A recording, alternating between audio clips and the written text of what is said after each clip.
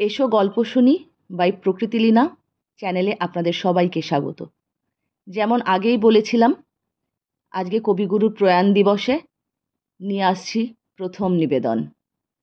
প্রকৃতভাবে বলতে গেলে এটি কোনো গল্প নয়, এটি কবিগুরু বিরচিত একটি গল্পকাব্য। কিন্তু আজকের দিনে কবিগুরুকে বাদ দিয়ে অন্য কিছু ভাবা যায় না।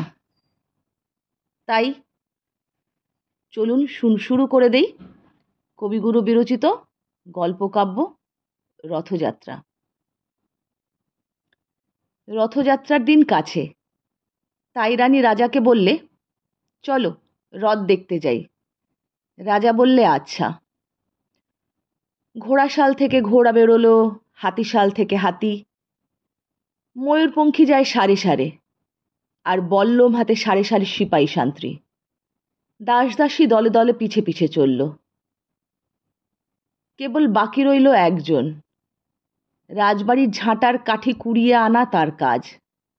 সর্দার এসে দয়া করে তাকে বললে, ওরে তুই যাবি তো আয়।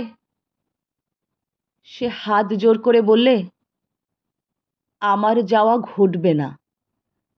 রাজার কানে কথা উঠল, সবাই সঙ্গে যায়, কেবল সেই দুঃখীটা যায় না। রাজা দয়া করে মন্ত্রীকে বললে, ওকেও ডেকে নিও।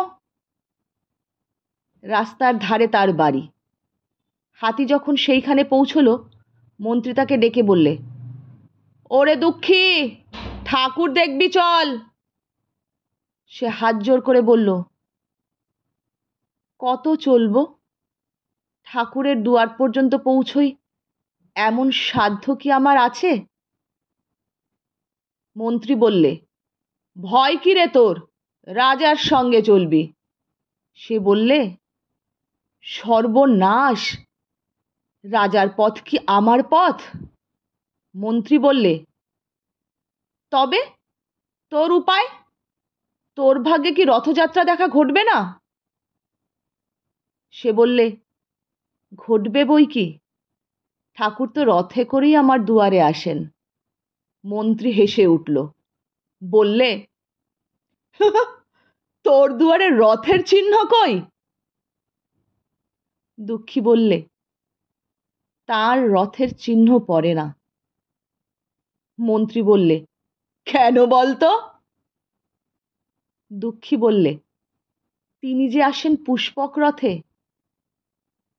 মন্ত্রী বললে, কই রে সেই রথ?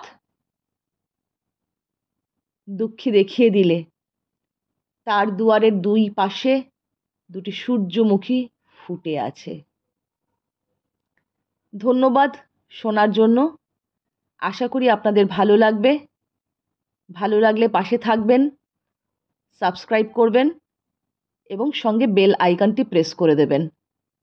আর আপনাদের মতামত থাকলে অবশ্যই তা জানাবেন। চেষ্টা করব আগামীতে আরও ভালো করার।